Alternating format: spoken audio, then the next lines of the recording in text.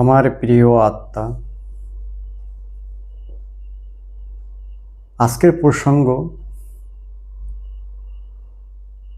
গুরু ব্রহ্মা গুরু বিষ্ণু গুরুর দেব মহেশ্বর, গুরু সাক্ষাৎ পরম ব্রহ্ম, তস্মৈ শ্রী গুরুবেই নমঃ। গুরুকে কেন ব্রহ্মা, বিষ্ণু এবং শিবের সমতুল্য বলা হয়েছে এবং গুরুকে সাক্ষাৎ পরমাত্মা স্বরূপও বলা হয়েছে, এর অর্থটা কি?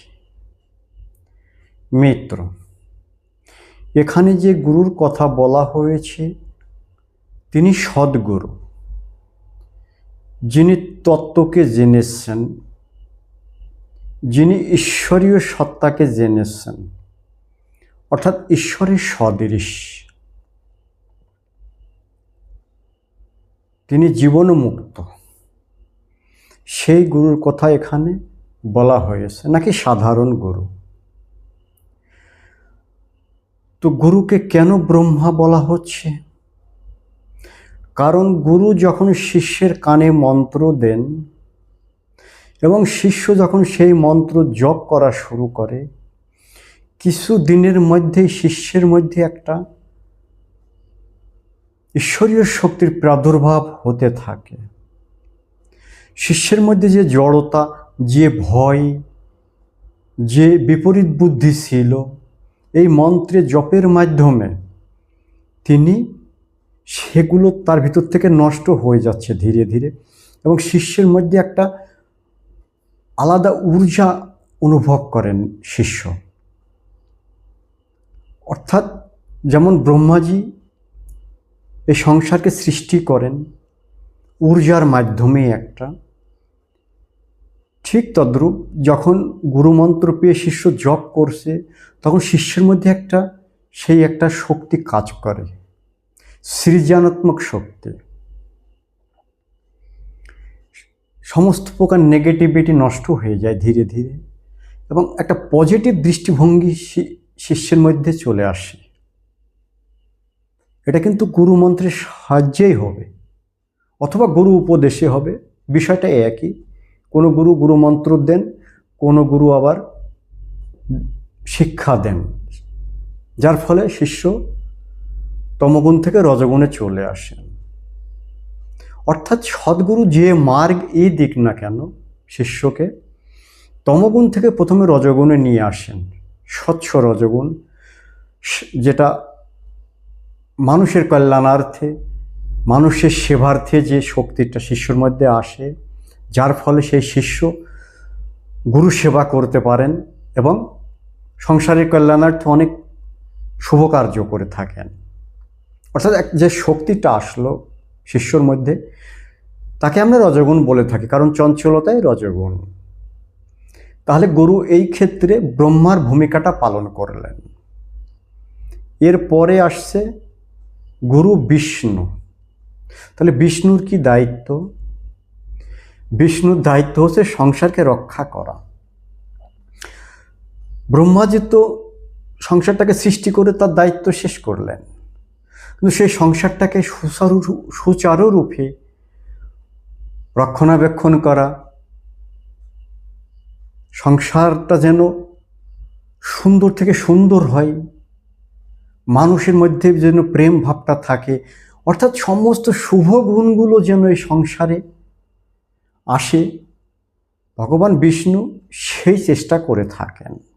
তার মধ্যে সেই গুণগুলো আছে, অর্থাৎ সাত্ত্বিক গুণগুলো আছে, দয়া, প্রেম, করুণা, সদ্ভাবনা, পরোপকার ইত্যাদি।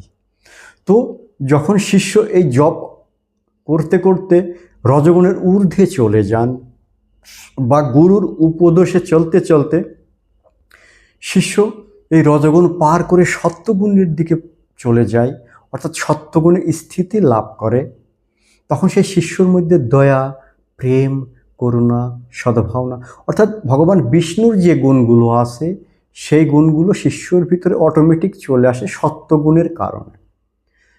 যখন সাধক রজগুণগুলোকে ছেড়ে দেয়, তিনি মনে করেন রজগুণের মাধ্যমে আমি শান্তি বা আনন্দ পাচ্ছি না, তো অটোমেটিক ধীরে ধীরে ছেড়ে দিতে থাকেন গুরুর নির্দেশে, সদ্গুরুর নির্দেশে। এবং যখন সত্যগুণে অধিষ্ঠান করেন সেই শিষ্য, সত্যগুণে স্থাপিত হয়, তখন শিষ্যর মধ্যে এই গুণগুলো অটোমেটিক চলে আসে। তখন গুরু বিষ্ণু স্বরূপ হয়ে তাকে এই গুণগুলো কিন্তু তার ভিতরে আনল। তাহলে এখানে গুরুকে বিষ্ণু বলা হলো। তাহলে গুরুদেব মহেশ্বরা, ভগবান শিব মহেশ্বর বলা হচ্ছে। তো ভগবানের শিবের কি দায়িত্ব? ভগবানের শিবের দায়িত্ব হচ্ছে এই সব কিছুর বিনাশ করা, সংসারের বিনাশ করা। অর্থাৎ সাধক যখন মুক্তি মার্গের পথিক হতে চাচ্ছে গুরুর কাছে গিয়ে, যে সাংসারিক আনন্দ তো আমি পেলাম, সত্যগুণ সাংসারিক আনন্দ দিচ্ছে, কিন্তু যখন শিষ্যর মনে হচ্ছে আমাকে এখন মুক্ত হতে হবে, জীবন মুক্ত হতে হবে সংসার থেকে, সত্যগুণের মধ্যেও যে একটা বন্ধন আছে, সত্যগুণের যে শেষ সীমানা স্বর্গ, ব্রহ্মলোক, ইন্দ্রলোক, সেই ইন্দ্রলোক পর্যন্ত যে স্বর্গের একটা শেষ সীমানা, সেখান থেকেও কিন্তু তাকে আবার ফিরে এই পৃথিবীতে আসতে হয়, এবং ব্রহ্মলোক পর্যন্ত এই পুনরাগমন থাকে, এবং এগুলো সত্যগুণের আন্ডারে থাকে। কিন্তু যখন সেই শিষ্য জীবনমুক্ত হওয়ার চেষ্টায় আছেন, তার মনে হচ্ছে যে না, আমি জীবনমুক্ত হতে চাই, কারণ এই সংসারে আমি আর আসতে চাই না, কারণ এই মাটির শরীর এবং জল প্রধান হওয়ার কারণে এই শরীরের মধ্যে অনেক রোগ ব্যাধি থাকে, বারবার জন্ম মৃত্যু এই শরীরের তো হয়, যার ফলে শরীর রোগগ্রস্ত হয়, বার্ধক্য আসে, এগুলো সব কষ্টদায়ক। যার ফলে শিষ্যর মধ্যে যদি সেই মুক্তর স্থিতি উৎপন্ন হয় যে আমি মুক্ত হব, জীবন মুক্ত, তখন গুরু বলেন তুমি যা কিছু জ্ঞান অর্জন করেছো সব ছেড়ে দিয়ে শান্ত শূন্য হয়ে যাও। এই জ্ঞানের মাধ্যমে তুমি কিন্তু সেই জীবন মুক্তি স্থিতি পাবে না, সে পরমাত্মা তত্ত্ব পাবে না। তখন গুরু তাকে এই নির্বিচার স্থিতি, নির্বিকল্প স্থিতিতে নিয়ে যাওয়ার জন্য যে যে সাধন প্রণালী প্রয়োজন শিষ্যকে দিতে থাকেন, যার ফলে শিষ্য ধীরে ধীরে সমর্পণের মার্গ নিয়ে নির্বিকল্প সমাধিতে চলে যান। সেই ক্ষেত্রে গুরু মহেশ্বর অর্থাৎ শিবের ভূমিকা পালন করলেন, এবং গুরু সাক্ষাৎ পরম ব্রহ্ম। তাহলে এখানে পরম ব্রহ্ম বলতে কি বোঝাচ্ছে? অর্থাৎ তখন আর তার বোধই নাই যে আমি ব্রহ্মা বা বিষ্ণু বা শিব, তিনি পরমাত্মার তত্ত্বের সঙ্গে একদম একীভূত হয়ে গেছেন।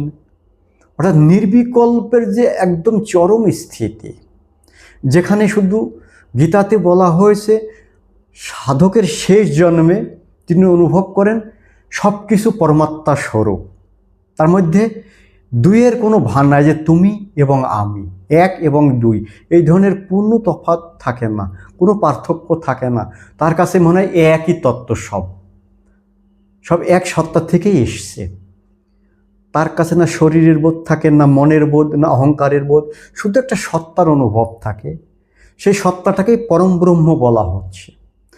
যখন গুরুদেব শিষ্যকে সেই সত্তার সঙ্গে একীভূত করে দেন, তখন গুরু শিষ্য আর দুই থাকলো না, উভয়ই এক হয়ে গেল, কারণ এক সত্তা তো এক, উভয়ই একের সঙ্গে মিলে গেলেন। সেই ক্ষেত্রে গুরুকে বলা হচ্ছে পরম ব্রহ্ম। তো যেসব সাধক সাধনা করছেন তাদের উচিত সদ্গুরুর মাধ্যমে এই তমগুণ, রজগুণ এবং সত্যগুণ, যেটাকে ব্রহ্মা, বিষ্ণু এবং মহেশ বলা হচ্ছে, এবং তার ঊর্ধ্বে গিয়ে যে গুণাতীত স্থিতি, পরম ব্রহ্মস্বরূপ, আত্মস্বরূপ, সেটাকে প্রাপ্ত করার জন্য তাদের চেষ্টা করা উচিত। জয় গুরু।